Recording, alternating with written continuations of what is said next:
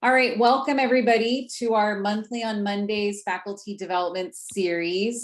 Today is Monday, March 13th, and we have a wonderful guest speaker, Dr. Amy Oxentenko, who's going to talk to us about how to run efficient and impactful meeting. Dr. Oxentenko is a professor of medicine and is currently the Vice Dean of Practice at the Mayo Clinic. She completed her internal medicine residency, chief residency, and GI fellowship at the Mayo Clinic in Rochester. And then she's been the recipient of numerous awards during residency and as tenure during as faculty. After finishing her training, she continued on as faculty at the Mayo Clinic. She has served as program director of Mayo's GI fellowship and the advanced GI fellowship programs, later transitioning to the role of internal medicine residency program director, and also serving as associate chair for education for GI and associate chair for residency programs for the Department of Internal Medicine at Mayo Clinic. She then transitioned to being the chair of medicine at Mayo Clinic in Arizona in 2020, and concurrently assumed the role of vice chair of Mayo Clinic's clinical practice committee across the Mayo Clinic sites in late 2021. In the fall of 2022, she is now transitioned to her current role of Vice Dean of Practice for all Mayo Clinic sites. Not only is she heavily involved in Mayo Clinic, but she's also very involved in the American College of Gastroenterology. She's the past chair of the Women's Committee, the Finance Committees, as well as serving on numerous other committees. She also co-created the ACG Train the Trainer USA program, and is the past vice chair for the World GI Organization Train the Trainer program. She has also served as senior associate editor for the American Journal of Gastroenterology, and she's been a member of the ACG Board of Trustees since 2017, and now is on the executive team serving as vice president with the American College GI, with the presidency being planned starting in October 2024. So with all her numerous awards, she has a lot of expertise in our topic today. As I said earlier, she's been the recipient of numerous awards. And in 2020, she was awarded the Woman Disruptor of the Year award by Helio GI and has been named one of the top 100 alumni by her undergraduate alma mater. She's also used social media presence as a platform to advance issues in diversity, equity, inclusion, leadership lessons, and research disseminations. So I'm going to turn it over to Dr. Oxentenko.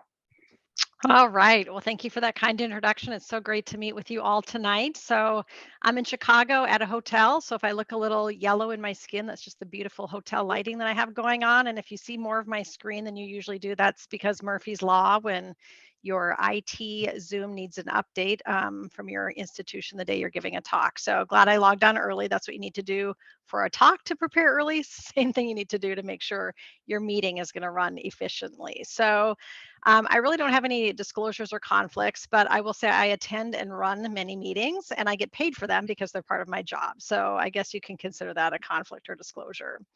But these are some of the things that I'm hoping we will walk through over the next 45 minutes or so. So I want you, and we'll probably not do it as a share out just because of the number of people on here, but I at least will want you to think about what are some of your biggest pet peeves of a meeting, either as an attendee or if you're chairing or running a meeting.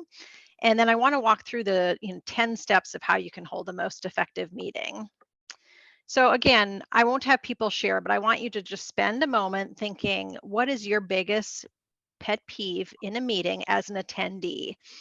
And I suspect if I gave you a moment to think about them, probably some of the ones that rise to the top of people's pet peeve list would be, wondering why they're even having a meeting if it feels like it was a waste of time, or meetings that, start late and end late, or people that dominate a meeting, or, you're there, but you didn't get a chance to share your opinions or thoughts. So those are some of the common pet peeves that people have as an attendee. And so I'm going to just tell you these 10 steps, and then we're going to walk through all of them. So, the first thing you have to decide, do you even have the meeting or not? That's step one. Number two is make sure you spend the appropriate time setting your agenda, putting thought into that. Next is the attendee list. Next is your start and end times and giving thought to those. The next one is controlling the session, which can be some of the most challenging things to do in a meeting. Make sure you have time for Q&A or roundtable if you have, designated that you're going to do that. You know, someone going to take meeting notes. You want to think about how you're going to end your meeting with action items on any of the topics that you have. I would suggest regular meeting audits to see how effective your meetings are, and then having a summary of your meeting with minutes going out. So we're going to walk through each of these. But again, I want you to just quickly look at these 10 steps, and then I want you to also reflect, if you've had to chair a meeting, which one of these 10 steps is your greatest challenge, if applicable? And again, I think probably when I think about meetings that I've chaired, and probably also meetings that I've been an attendee, I think some of the hardest things when you're chairing it is to control the session, meaning you want to have everybody give a chance to talk, but you have the person that's dominating the meeting, and how do you gracefully try to, redirect in that case? So we'll talk through pitfalls and how to navigate each of these. So again, the first step is the meeting even needed. So here's 4 types of meetings. And, the first one is informative. You go to a meeting and they're just telling you the things that you need to know about X, Y, or Z. Next kind of meeting is a constructive meeting, meaning these are the type of meetings where as a group you're figuring out what you should do as a group or a division, a department, etc.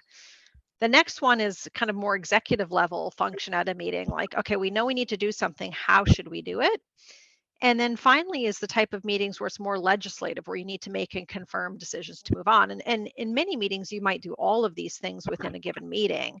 But I think, if you think that your meeting is only going to be that top one, informative, here's what you need to know, there are going to be some meetings, and we'll talk about which, that still will be only informative. But I think if you have a small meeting that's just going to be informative and telling people what they need to know, then I would argue, is that something you could summarize as in a brief email?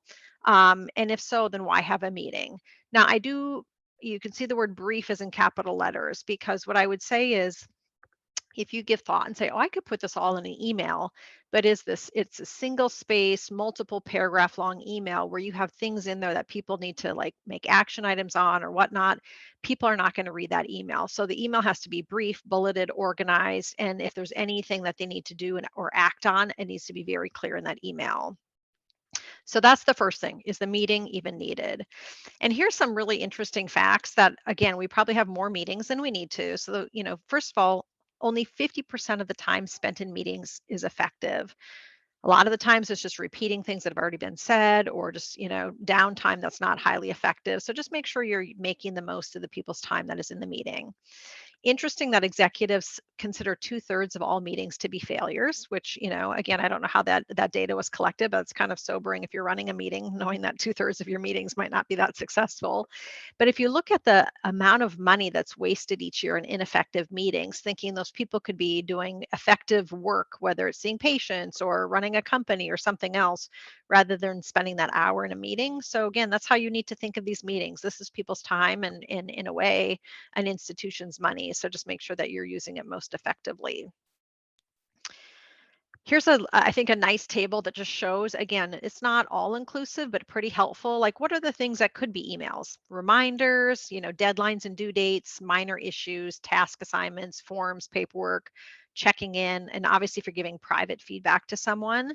But the things that probably really fall in that meeting category are strategic implementation, you're planning a project, solving a major problem, making a decision, coming up with a team goal or vision, mapping out a customer journey or a patient journey, or if you have a team that you really want to, elevate the mood and do praise of that team, I think, again, that could be thoughtfully done in a meeting so that everyone can see how you're elevating a team. So I would say the golden rule of meetings is don't waste people's time. And I think, it's interesting when I think back to when I was a residency PD and we had a staff competency committee. So I would see the evaluations of every single faculty, from the trainees, from our entire Department of Medicine. And the kiss of death of the faculty member, meaning the lowest scored faculty members across all of our residents and all of our divisions, was the staff who used the trainees' time ineffectively. And I think the same is true for staff. If we don't use their time effectively in meetings, I think you, as the person running the meeting or the leader, are going to take the fall for that. So again, just give thought to that. I love this quote. This is perfect and I think summarizes it well.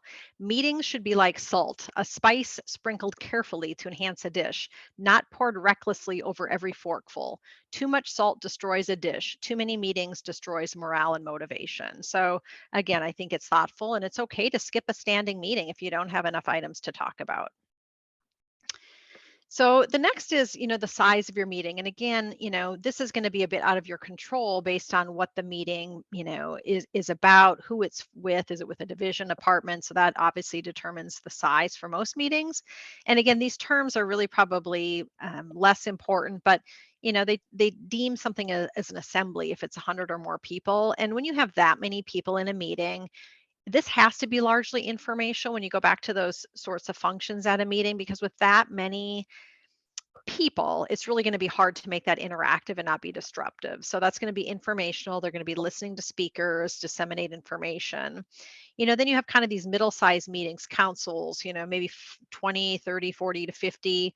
This is again where they're listening to a speaker. There could be some discussion, but again, if you're running a meeting of this size, you really need to have thoughtfulness about how you're going to control the session once you open it up for discussion, because that many people trying to talk can be very disruptive and you need to have good control. And then you think about many of our meetings, like committee sizes, often are 10, 12, sometimes they can be much bigger, but the goal of a committee meeting oftentimes is to allow an opportunity for everyone to share an idea or speak. And again, this is where you really have to have good control as well of a session to make sure that all of your committee members have that opportunity to speak if that's a plan. So I think we've learned how to have all sorts of different meetings in the last 3 years. And, several of these can be easy, some of these can be tough. So, we think back to the day where most of our meetings used to be in person. And again, a little bit easier because as you're running the meeting, you're standing in front of all of the participants. You can read the body language. You can get a better sense, I think, of the feel of the room. And you can see everybody right in front of you. I think for the most part, virtual meetings can be very similar, right? On Zoom, you can see everyone in front of you. And, again, you can control the session in that regard, assuming you have a screen that shows all of the faces. But I've been in Zoom meetings where we have like 3 panels worth of faces on multiple screens. And so, again, maybe a little bit harder, also a little bit harder if people don't have their camera on because you can't read the facial expressions. I think the hardest meetings in this new era to run are the hybrid meetings. So this is where you have some people that are in a meeting room, other people that are joining remotely. And this is really tricky because if you're running the meeting and you're in that in-person group, you have to be attentive to the people on Zoom, making sure that you're watching for their hands if they're raising them, making sure to incorporate them so they don't feel like they're kind of, you know, left out of the conversation because they're joining remotely. Similarly, if you're running the meeting and you're on Zoom and you have people in a room as well, again, you just have to make sure that you are really thinking about it as one big room with half of your audience in 2 different venues. So just be thoughtful about that. I think there's some people that love Zoom and some people that hate Zoom. And I would say don't assume everyone loves Zoom. I think we are finding now that people really kind of like coming back to some in-person meetings because there's a social aspect of that people liked. You think about it, you'd show up to a meeting room 5 minutes early, you have some social engagement with other participants. While there can be that way on Zoom, it's probably less so. And so I think people miss some of that social aspect. But I think the other thing I thought this was just hysterical in some ways. Everyone is always worried when they're getting on Zoom. They don't want to turn their camera on because they feel like, oh, I look a little tired or whatnot. But, for every one person that loves mirrors, others can't stand looking at themselves. And look at this. When you're on a conference call, most of the time people are looking at themselves. Very, very little time they're spent looking at other people. Why is that even important? So think about Zoom meetings. I don't know about you, but I have a Zoom meeting every noon hour. I never see people eating on Zoom meetings anymore. And it's because people are often looking at themselves on Zoom, not looking at everyone else, but they don't like watching themselves eat. Yet we used to sit in a conference room and we'd watch each other eat and we'd have no problem with that. But somehow, again, knowing that when you're on Zoom, most people are looking at themselves, not anyone else. They don't like seeing themselves eat, but they're self conscious that other people are watching them, but actually they're not. So I will sometimes use this to tell people cameras on, no one's going to be watching you eat, please feel free to eat. So again, just be mindful of that.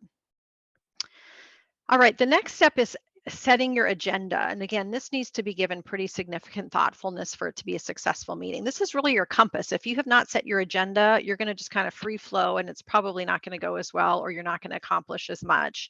So I would say when you set your agenda, send it out 2 to 3 days in advance.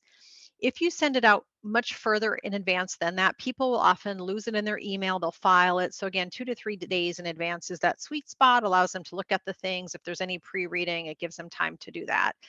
And here's just a copy of an agenda that I had for our Department of Medicine, all my division chairs. So again, for every topic, you could or could not have time, but I did because then it allowed me to say, okay, we have 15 minutes for this next topic.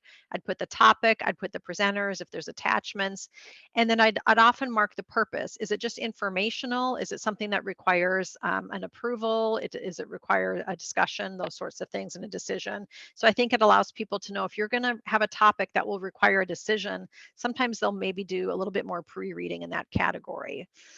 I would say if there is pre-reading required, make sure when you send out the agenda to give them a heads up that there's something that you want them to prepare or read in advance, whether it's reading materials, presentations, past minutes. If there's a lot of pre-reading, then you might have to rethink sending agenda out a little bit earlier and then a reminder 1 or 2 days in advance with that. So, I think when you're setting an agenda, again, it completely depends on the meeting, but, think about the timing of items on your agenda. So just remember, like, depending on the meeting, always nice to have some icebreakers or personalization at the beginning, and we can talk about examples that I've seen done successfully in meetings. But you just have to remember, especially on Zoom or in person, those first 5 minutes, people are going to be coming in late, right? So if a meeting starts at noon, people are going to be trickling in over the next 5 minutes as they're finishing up with their last patient or their last meeting. So just be a little bit thoughtful about not having something super crucial those first 5 minutes, because otherwise people who are coming in a few minutes late to the meeting may miss that. I would say, though, have time sensitive issues earlier in your agenda. So if for some reason the wheels come off the bus and you don't get through your agenda, you have made sure to get through those time sensitive issues first. I think also depending on the length of the meeting, more people are going to have probably a little bit more energy the first half of the meeting, let's say for an hour meeting compared to the latter one. So again, think about that as you're putting together your agenda. And then this isn't always the case, although certainly some meetings may have this. There's going to be topics that are going to be, like rah, feel good moment kind of topics. And then others might divide a group based on differing of opinions. So, always helpful if you can start with a topic of positivity or unity and maybe end with such a thing as well, rather than ending a meeting on something that might leave people feeling, not very good when they leave the meeting. So it's almost akin to the old feedback sandwich that we talked about, giving trainees their feedback. So again, coming back to those, to personalize meetings. And again, it depends. If you only have a half-hour meeting, you might just need to get right down to business. If you have an hour meeting, you still may need to do so if you have a lot of agenda items. But, I always think it's helpful to think of how you might personalize a meeting. So I'll come back to Duffy rounds, but maybe if it's, a division meeting, department meeting, some clinical practice meeting, maybe starting with a staff highlight. What is some accomplishment or some, success one of your faculty members have had that you want to highlight? I've seen people use a patient story very successfully, just to, again, remind people why we're doing what we're doing. Talk about a team win. So I think some of those positive things can be really helpful to start a meeting off. I remember when I joined, so I'm here in Chicago right now at an ACGME committee related meeting, but when we have our committee meetings 3 times a year, they're 2 days. I remember my first committee meeting, we started on the agenda, it said Duffy rounds. And I didn't know what that was, but this was something that was started by a past chair of the committee, Dan Duffy. And he started his rounds. He made it his prerogative when he chaired this meeting, again, 2-day meeting, that we went around the committee and every person would share a professional and a personal update since the last meeting that we had 3 or 4 months ago. And, this has evolved over the years. We still do Duffy rounds, even though he's not on the committee anymore. And people bring PowerPoint showing pictures of their families and their dogs and all of these sorts of things. Duffy rounds typically takes 2 to 2.5 hours. That's a lot of time for a 2-day meeting, 2 to 2.5 hours to do updates. But I can tell you for that meeting where we're on this committee, usually for 6 to 8 years, we really grow as a committee and we really get to know each other very, very well. So that is probably the most valuable time spent in that meeting to really get to know each other, the ups and downs. And it's been a great professional kind of home, so to speak. So you can do that in a venue like that. Again, that wouldn't work at all for a brief meeting, but something to think about. All right, third is the guest list. So again, thinking about who you're going to be inviting to a meeting if you're chairing it. So you're going to have, let's say, a standing members if it's a committee meeting. Those are the folks that are always invited. Again, and if you're starting to chair this meeting, there's a few things that you want to just make clear. If someone's not going to be able to attend, do you want them to let you know in advance? Do you want them to RSVP or not? If so, do you want them to send an alternate in their place if they can't come? So I think those are some helpful housekeeping rules that you may want to mention every once in a while to your group, because you'd hate to get to a committee meeting and have like the key people not there and you didn't know about it and you didn't have any of their alternates there. So think about something like that if that's relevant. Then obviously, as you have standing agenda items, you're going to have guest members that you're going to want to bring on. So this requires planning though. So, their attendance or inability to attend determines your agenda. So this is where, for let's say if you have monthly committee meetings, you might actually need to at least pencil in the next few committee meetings that you have, knowing that you have certain topics you want to put on there. But if the person who needs to present that is out of town the next month, then you need to put it on the parking lot for the next one. So it does require you to plan those guest members several meetings in advance, just to make sure that you don't find out 2 weeks before your meeting that none of your guest members are available and now you have a half empty agenda. I think this other thing here on the bottom is if you have distribution lists for, let's say, your committee meetings or meetings or Outlook requests, make sure that those are up to date. If someone rotates off, you're going to have to make sure that's up to date, as those, you have standing Outlook request meeting for the whole year. As people come on and off, you're going to need to change those. So you may need to think about, do you only do 6 months at a time so you're not constantly sending changes, because everyone gets those Outlook updates when there's member changes. So just be thoughtful about that. All right, number 4 is, start on time and end on time. So I think this is just an adage. Like, if you always start on time, people will be there on time, right? If they come to the meeting and they find that you're always starting the meeting, it's going to make them a little bit self-conscious, like, ooh, I'm always walking in late and missing some things. On the other hand, if you chair a meeting and you're always starting late, people will just learn that, and they don't think much about showing up late because they haven't missed any key topics. So again, I think starting on time will be key. And I think as the chair of the meeting, whether it's in person or online, you should be there if you can 5 minutes before the start, just to make sure. And that's not always possible if you're jumping from one meeting to the next. But if you are jumping from one meeting to the next, maybe you have an admin partner or someone who can jump on that meeting, make sure there's no glitches that they need to be aware of. A few just start time nuances, and these are just things we've kind of figured out through Zoom. So in the past, we always had to think about, not that anyone else really thought about this. You had to think about this when you were governing your own calendars. You had to plan that time, right, to get from point A to point B in terms of meeting location. And if you had back-to-back meetings, you were either running to the meeting or you're always late. And so I think people have forgotten about that with Zoom, thinking that we can bounce from meeting to meeting to meeting without that transition time. But you have to remember, people need bio breaks. They need to get up, stretch, go to the bathroom, get a coffee. And so I've seen some start time nuances because of Zoom. Think of, for example, a standing meeting at noon. Again, people might be late. They have patients, they have meetings, etc. So I've seen some people, at least at my institution, do a lot of meetings that start 5 minutes after. I'll be honest, I'm not a huge fan of that, because when I look at my Outlook, you can't tell unless you click on it that it's 12:05. It looks like it's 12. So invariably, people show up early for that meeting and then realize they had 5 more minutes to kill. And they might come off and then they show up late back to the meeting at 12:08. So I'm not a huge fan of that. I kind of like the quarter past the hour. It gives people 15 minutes from whatever ended at noon so they can grab a bite to eat, go to the bathroom, get a coffee. Now, this assumes, though, let's say you only have till 1 o'clock, that you can get through your agenda items through that time. The other thing to think about, again, depending on what time of the day you're holding a meeting, if your meeting is early in the day, and these are just behavioral things we've learned from meetings, early in the day, people tend to be more creative, more strategic, have more mental energy after they've had a coffee or two. Late in the day, the 5 o'clock meetings or later, interestingly, people are better at problem solving, even though they could be a little bit more tired and more relaxed.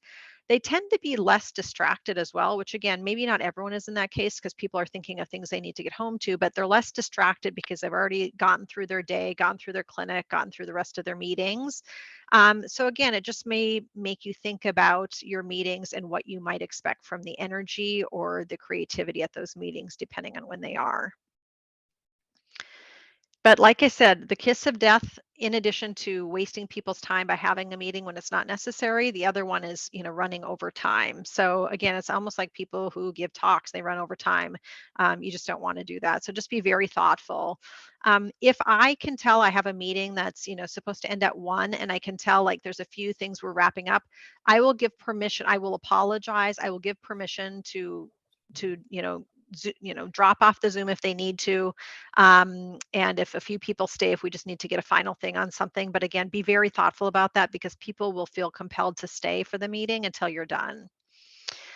The next is control of session. So again, this one is a really big challenge for a lot of people trying to think of how to make sure everyone gets a chance to speak and someone doesn't dominate. So this is where I think you can set the ground rules for discussion. So, and again, more so on Zoom now that we have many meetings on Zoom. So when you get to a Q&A or open discussion, this is where you want to raise the ground rules. Like, okay, I'll have people raise hands, whether this is in person, on Zoom. If you want people to speak, make sure they raise their hands so that you can call on them so people are just not shouting out.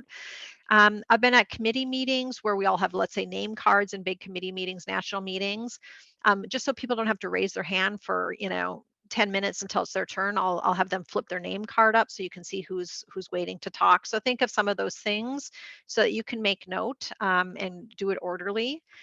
What I think is also helpful is to state who is next. So you could say, okay, Carol, you're next. And then after that, go to Todd, or, you say who's next so that they know that you're aware that they have a question. And then it gives that person an ability to kind of plan that they're next up and it goes smoothly. Sometimes if you have a whole slew of hands on and you know you're not going to get through your agenda, you may need to say, okay, this is going to be the last comment. We need to move on. There's part of you that probably feels compelled to answer every single hand that's up, but you just may not have that ability. I think you can say, wow, this has garnished more discussion than I thought. I would love to come bring this back for future discussion, but for the sake of time today, I need to get through a few more items. So I think also, like I said, when you start an item, if you state like we have 10 minutes for this, so we're going to need to move quite rapidly, or you could say we're going to need to move quite rapidly and we'll have to save questions till the end. Again, that's sort of helpful and you can, put those things in the parking lot and come back to them if there's time. Here's another way as you're, thinking about, you want to get the input of everyone in the room on a topic.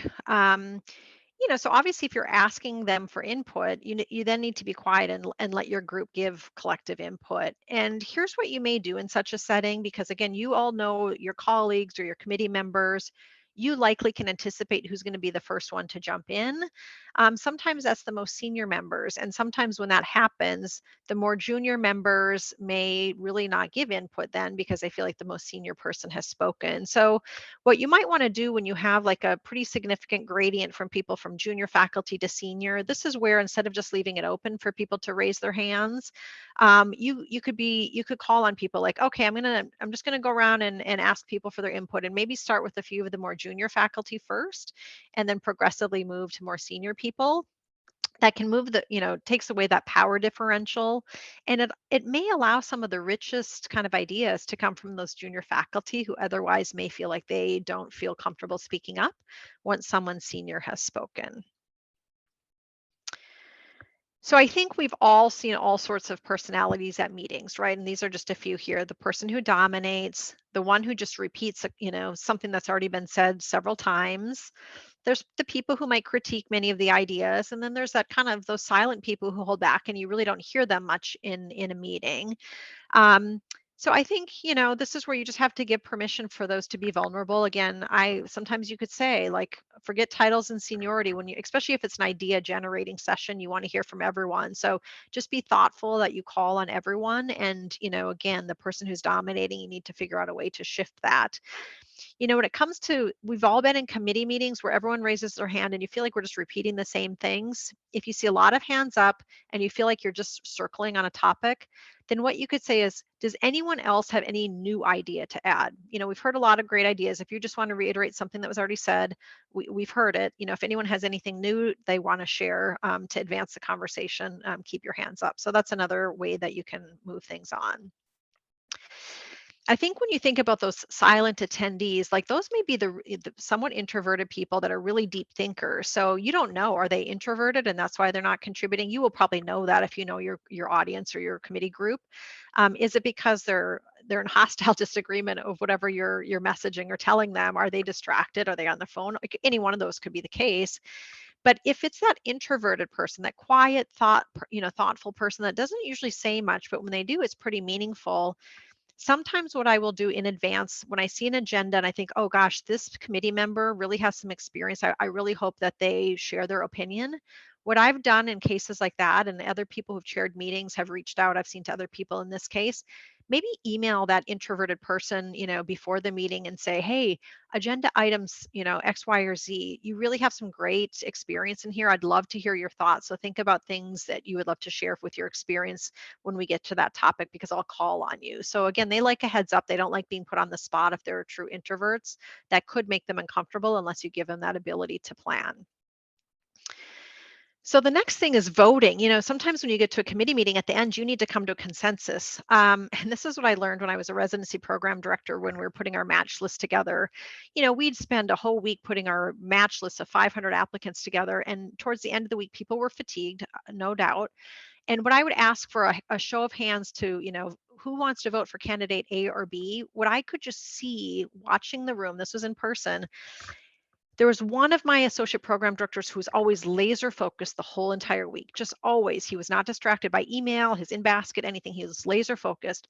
And what would happen when I would ask for a vote, I could see everyone else in the room looking to him, seeing how he would vote, and they would vote the same way. So pretty soon we were just the list became his list. No one else raised their. They all looked to what he was doing. So I'm like, okay, this is not probably the most helpful. So the next year I brought an audience response system. Everyone had to plug into an audience response system to vote. So they had to be paying attention because they had to vote. They didn't know what, APD, Dr. West was doing. They had to make their own opinion. Zoom polling is very nice for that as well. People have to render an opinion without seeing kind of hand raising to be influenced by other people's opinions. So just think about those options. All right, when you need to close a discussion, there's times when you could just keep a meeting going on, but here are some things when it's better just to stop at these moments rather than to continue ineffective dialogue. So one is when you need more facts to inform a decision. So once you realize that, just move on to the next agenda item and you have to add this back on a future one. The second is when your key stakeholders are not present. Someone didn't show up that you really needed their input. Again, put it on pause, next agenda. The next maybe is where you just need more time to think about the issue. You want everyone to kind of maybe think and digest something you've shared. Again, bring that back to the next meeting. Maybe there's other active events that may alter an outcome. Maybe there's another institutional meeting the next week that something is being decided that significantly impacts the discussion you're having. Again, table it till after then. Obviously, if there's not enough time on the agenda, and when it's obvious that there's a few people that can solve the issue, you don't need the whole collective committee to continue to perseverate on this. That's where you can delegate it to a few people and move on.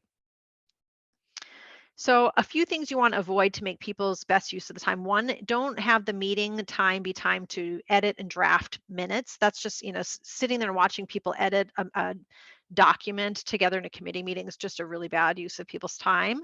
Letting someone hijack the meeting and getting off topic on non-agenda tangents. Again, it's going to avoid you getting through the things you need to get through.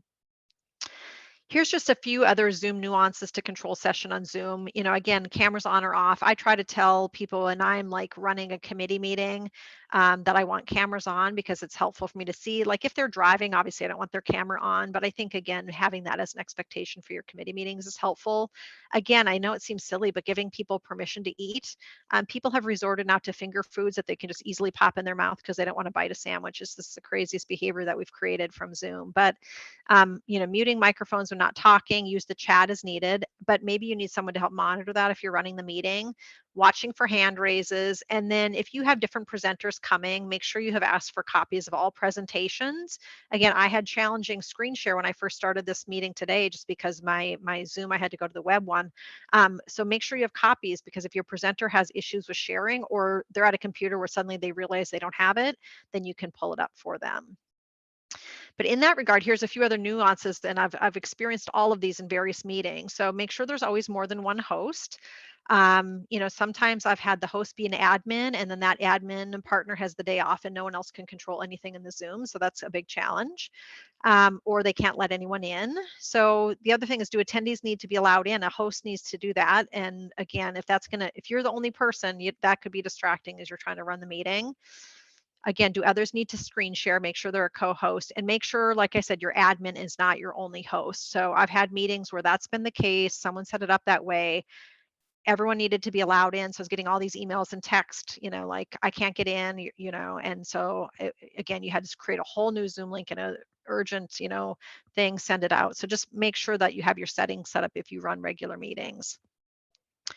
I'm gonna skip this because I think that's probably less relevant. And again, number 6 is, if you have time for Q&A and roundtable, if you put that on the agenda, ideal to have that because people might have come there with ideas they want to share. So include it on the agenda if you're going to have time for that. And you have to decide, do you want time for Q&A after each agenda item or at the end of the meeting? So if you have it after each agenda item, you might lose some control of the session each one of those times. So think about that. It may reduce interruptions by having it at the end.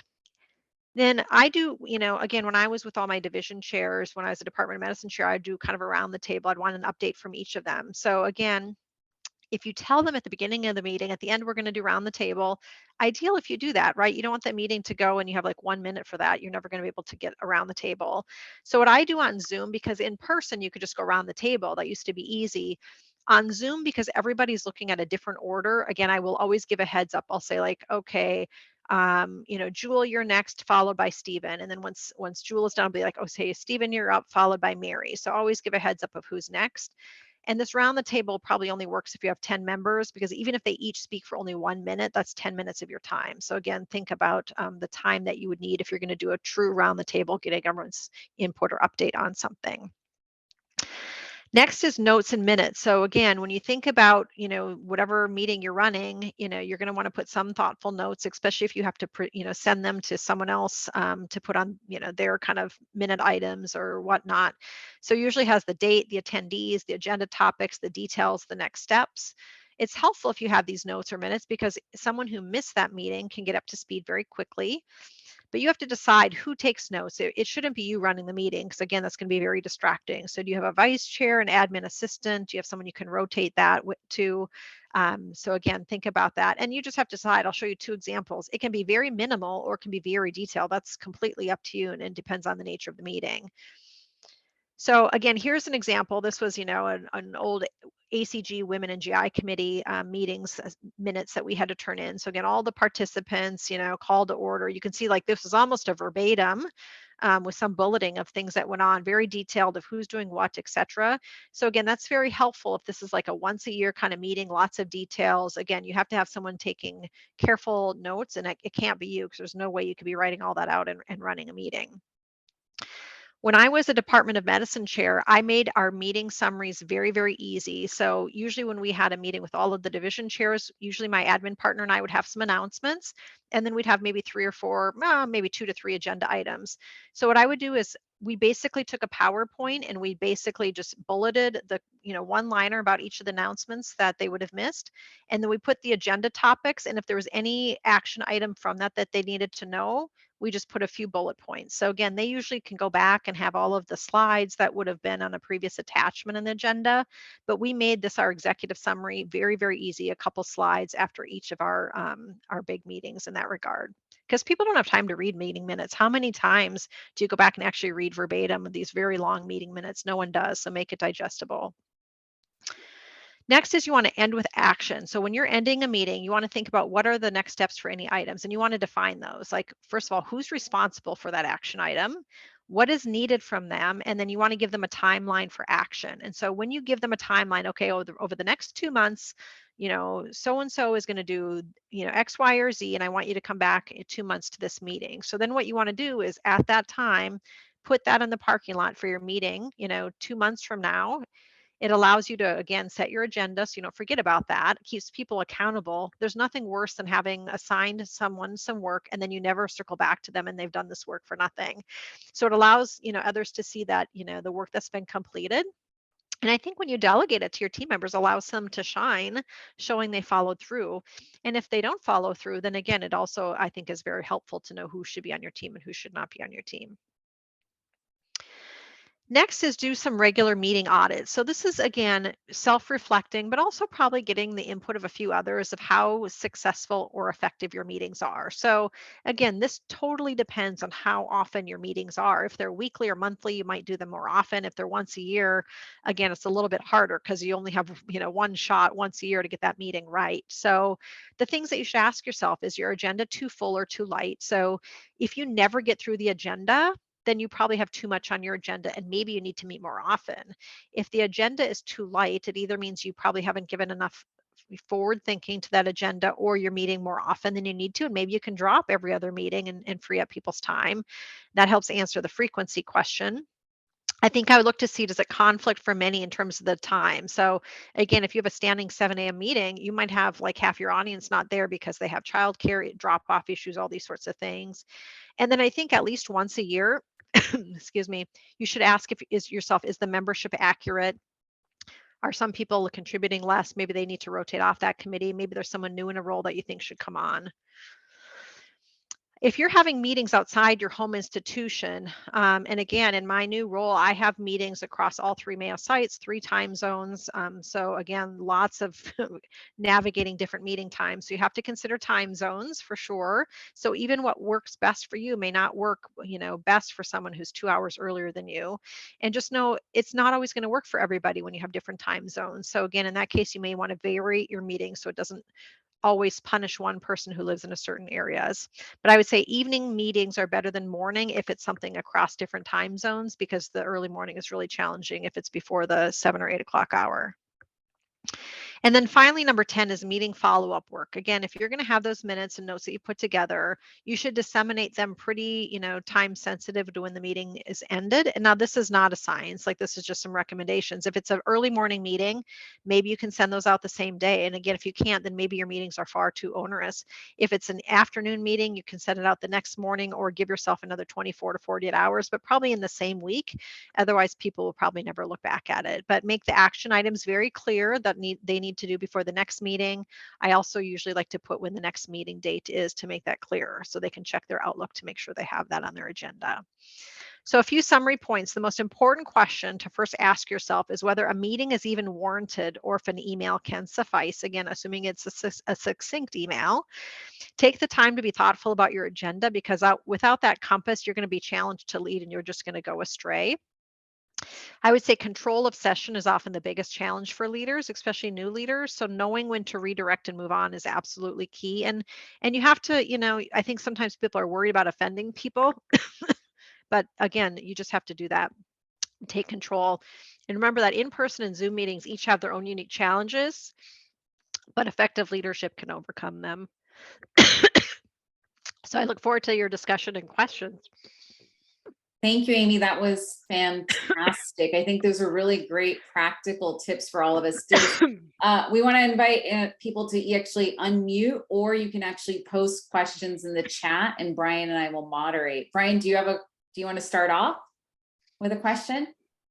Well, sure. I was first going to say that was just a great presentation. So really the dilemma is how often to have meetings. And I think you gave some help of like, if you have agenda, if you're not getting through all your agenda items, maybe you need to have them more often, but I worry that then maybe what we need to do is pare down our agenda items Right. to fit the schedule. So what's the usual, and also, I mean, I run a basic science lab, so we have typically weekly lab meetings. And I think a lot of our trainees feel like, well, why am I having this lab meeting? I'm not presenting my data this week, and they don't realize that, we need your presence there to add wisdom or to add experience. We can't predict what we're going to discover in a lab meeting. So how is this going to help you? So how do you deal with that type of dilemma? Yeah, I mean, I think, like you said, it's every meeting is going to vary differently. I mean, lab meetings often are weekly, just because things are changing so regularly to update the entire lab or group of what's going on. Obviously, if there was a holiday week or whatnot, you might be able to space them out in times that people are busy and maybe not everyone's there. But I think other meetings, it just depends on the committee. I have some meetings that are standing monthly meetings. I have other meetings that are every other week meetings. Um, I have some leadership meetings that are every week. Those might be shorter. And sometimes, like, if I would have a standing meeting, let's say every week with a few of my, leadership team. If I could tell at the beginning of the week that we don't need it, then I would cancel it. But at least, it's much easier to cancel a meeting and free up people's time than to have depending on the team, something that you need urgent input on and you haven't carved out time to get people to suddenly, find time. Then it's going to be early in the morning or late at night, and no one likes that. So I think you have to figure out for the group what is the right cadence. I think that's where you can get, helpful feedback. Are we meeting too frequent or not often enough? But again, knowing you have to be careful sometimes when asking that question, right? Because some people will, may not want to meet as often. But I think you as the leader have to decide, are you making forward progress with each of those meetings, or you just feel like you're just kind of spinning your wheels and, maybe then you don't need to have as many as you think you do. But I think that's where the audit is pretty helpful. And maybe, trainees may have a different input than, let's say, other people in the lab that are running the lab. So I think getting a variety of feedback is helpful. Thank you. Yeah, so our dean often will just end the meeting early when if we cover most of the things, we'll end the meeting early, and he loves to summarize and say, if we leave 10 minutes early and then 20 people, we've just saved, 30 hours of work. Maria, go ahead. Hi, thank you for a great talk. Very informative. I wonder if you have any tips on running like hybrid meetings. I'm not talking about like big conferences, but just small group meetings. I mean, balancing the fact that some people, if they're online, they may not be participating as much. Do you have any suggestions? Yeah, I think when you're running a meeting and you have, in the room and then you have people on Zoom, most of the time, if you're leading that meeting, you're probably in the in-person room. That's probably the most common. I would say in that case, what I found is, helpful is you might have a big screen up on the screen, but I would say if you're leading that meeting, you should also probably have your laptop in front of you. That can be muted, so you're getting your microphone through the room. But it's almost impossible when you're leading that meeting to see the hand raises up on the screen that's on the wall, or you really can't see the chat that might be going on because, again, it's on the wall and sometimes that chat function may not be on the big TV screen. So I'd say it's helpful to have your computer there so that you can see the chat, you can see the hand raises. And then what I've seen effectively done is, when you get to a time when you're asking, allowing people to share their thoughts and, ask questions, is try to alternate, like, okay, pick someone in the room and then go to someone on Zoom and back and forth. So it really feels like the people on Zoom are truly part of the meeting and they're not like, oh, we're going to do all the in-person questions first and then save the Zoom, So I think if you alternate, it makes them feel the most connected. But I think you have to have a device in front of you to see the chat, to see the hand raises. I think that's really helpful. I see a few of the comments about someone got negative feedback for eating on Zoom. I mean, that's just crazy to me. I would say if you have your mute off so that you're not like munching into the, and if you're presenting or you're the one running the meeting, it's a little bit harder, right? Because you probably are talking and probably shouldn't be talking and eating at the same time. But I feel like anyone else, like you said, someone else put this comment. We used to eat in meetings and watch each other eat all the time. So why is that any different in Zoom? It really shouldn't be. So again, I think that whoever's leading the meeting gives permission. Like, you know what? this is the noon hour. I want to make sure I'm thoughtful that you're energized going into your afternoon clinic or afternoon endoscopy or afternoon whatever it is. So, I want to make sure everyone gets lunch. So, but I'd also love to see your faces, because that's the alternate. People turn their cameras off if they're eating, and I think that just changes the kind of milieu of a meeting when everyone's cameras off. Amy, there's a question in the chat from Sam Lai. He said, with our busy schedules, he finds that their monthly meetings happen at night, usually 5:30 to 8. What are your recommendations for balancing life and the need to meet when everyone is available? Yeah, that's tough. I tell you, those times, everyone, obviously everyone within a group has, different things going on at home and work, but for most people between 5 and 7, and for some even 8, is like that witching hour, getting dinner on the table, sometimes picking kids up from functions, if you have young kids, and getting them to bed. So, that's a really tough period of time. If you have to have, again, if I'd say an evening meeting, the only evening meetings that I would have are like national committee meetings or something outside of my workspace usually. And oftentimes those are late at night, just because, again, we have to make sure we're on a time clock that works for all time zones. But I would really be careful if you have control scheduling meetings between 6:30 and 8, because again, that's I think you're going to have fewer and fewer people joining, just because of the nighttime sort of thing. So I think you have to ask yourself, how important is that meeting?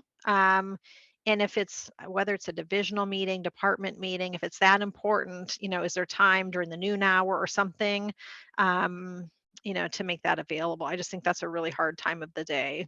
But so is, between 7 and 8 is also hard. Maybe some people are always at work at 7, but some are also doing daycare drop off, school drop off. So you're going to have those challenges. And I'd say in that case, if you are having standing meetings like that, sometimes it's actually, and I'm on committees that people have done this lately. They'll send out a poll to all committee members saying, when is the best time for everyone to meet?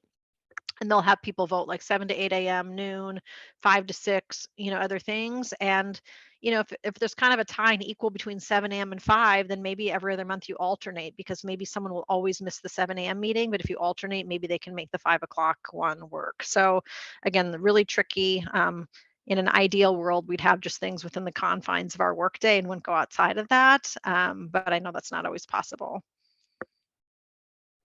Does anyone else have any other questions? Well, while we're waiting, I will dominate the room as the associate dean, which is a bad tactic. Amy's warned us against it. If you're on Zoom, people can direct message me and say, I've got a question. I don't want the chief to know that I'm asking it. And Namisha, I could ask the question for them. If you are not on Zoom, if we are in a typical meeting on campus, how do you help moderate the junior members being heard?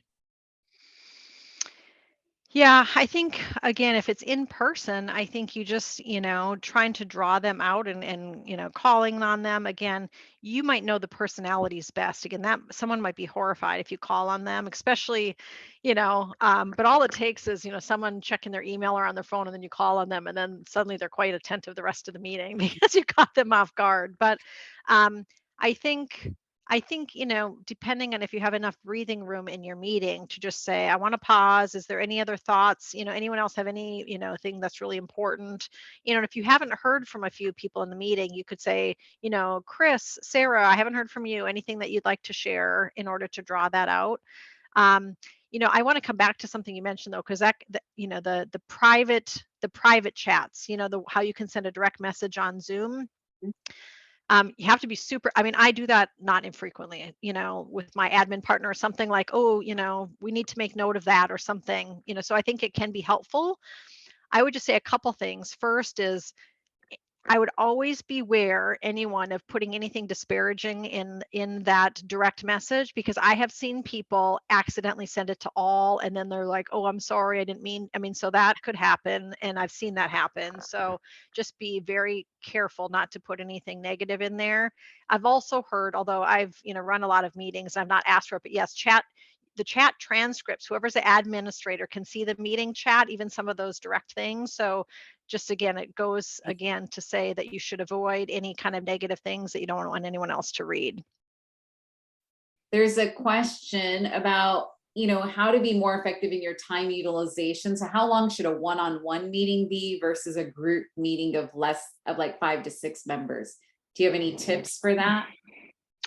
Wow, that's a little bit tricky because it depends on the nature of the one-on-one meeting. I mean, if it's a faculty annual review, it just depends on what's all the amount of things that you need to get through during that meeting. You know, let's use that as an example. Let's say, you have a big faculty and you need to get through a lot of one-on-ones. I mean, if you had them all be an hour, that's a significant amount of your time. You could try like, oh, let's try this for half an hour. But if that's the case, like when we have our one-on-one faculty reviews, we send certain things before the meeting and the chair looks at them, and there's some things that just, it's more just for their information, so to speak, to put in our file, but it allows us to preserve the entirety of that half-hour meeting then for like career discussion, so more so like, oh, I see you're still at this rank, da, da, da, like some of those operational things, maybe you can do in a different form, really saving that time. But if you feel like you make a half-hour one-on-one meeting, let's say for an annual review, and you're having to do so much work outside of that meeting to gather that information or back and forth email dialogue, maybe that meeting's not long enough. Then you need to make it 45 minutes. So um, I always start, if I have a one-on-one meeting, I usually always start with it only being a half hour. I rarely schedule a one-on-one for an hour unless I requested that based on something I know that we need to talk about that's going to be like a retreat planning or something of significant length. But anyone else who requests a meeting with me, I usually never allow it to be more than half an hour, because I just feel like if we can't get whatever message across in half an hour, then then something's not right. So I think you have to play that by ear based on the meeting type. Do you have any tips or tricks on it? Sometimes there are days where we just pile in the meetings and have back to back to back meetings. Do you have any tips or tricks on how to survive that? Yeah, I think especially if you have, if you're on back-to-back meetings, probably a number of your faculty are too. I think in that case, and again, you might have to sacrifice something on your agenda. I think especially if it's a long meeting, saying, okay, you have to be a little careful when you get people back. Like, okay, everyone stand up, especially if they're on Zoom, everyone stand up, stretch their legs, this sort of thing. I think if you can end a meeting 5 minutes early, I mean, that is bonus, right? I mean, end 5 minutes early, everyone go to the restroom, grab a coffee before you have to get on, your next Zoom or your next patient. So just being aware of that, and, allowing people to stand up and stretch, allowing people to go, have those 5 minutes, because otherwise you feel like you're always running late. I feel like many days no one builds in that time for the meetings, and you just feel like you're always like 3 minutes late onto the Zoom, and you're always apologizing. Oh, I'm sorry, I'm late. So again, take advantage when I'm on those meeting days. If I have a meeting that ends a little early, I'm like strategically going to the bathroom, grabbing a coffee, grabbing my lunch if I know I have the next 2 hours worth of meeting back to back and I'm not going to have time to grab a lunch or something like that. So, but I think people will appreciate if you give them some breathing room, if you're able to do that. Fantastic. We have another 2 minutes left. We want to stay on time, as Amy said. So any last questions, comments? We have, Amy here. She's a fabulous speaker. As you can see, she hosts a lot of meetings. So I know she has a lot of tips and tricks, because in all her different roles, she's running a lot of meetings. Actually, I see this comment by Ron Rivera Yes. about using other forms of QR. So I think that's really helpful. When I have some bigger meetings, I'll use something like Slido, which is an app that you can do, and people can put in questions in advance. So if you have like a big town hall or a bigger forum, what I will often do is in the agenda ahead of time or the announcement, I will say, please send questions in advance to Slido. You have to give them a code. They can be anonymous in those questions. People can like upvote questions they really like. It does allow then you to control the session a little bit more if you ask for questions ahead of time that you can plan, because then you can say, we're going to prioritize questions that we got ahead of time with Slido, those sorts of things. And again, I think people like it because they can be anonymous. So especially for topics that might be controversial, that can be really helpful. Is that Slido as in the letter O, or? It's all one word, Slido. And it's an app, and so usually you just have to send people a meeting code, like hashtag, like 4 letters, and then they can type in questions ahead of time, or you can ask questions and they can pose answers. So super helpful. Oh, thank you, Ron. Thank you, Ron. Slido.com. Well, thank you so much, Amy, for taking time out of your busy schedule to present to all of us. This was fantastic. For everyone who attended, thank you for coming. And, do know that this was recorded, so please share with your colleagues. We will be posting this on our faculty development website, and you will be getting a survey in a few days. So just give us your feedback, because this is how we improve our programming for this series. We like to hear from you because we want to make it useful for all of you. So thank you again, Amy, for taking time out. We really appreciate it. Well, thank you for the invite. It's been great to spend the night with you. So thank you all. And our next series will be on Monday, April 10th. So we'll see you all then. Thank you all. Have a great night.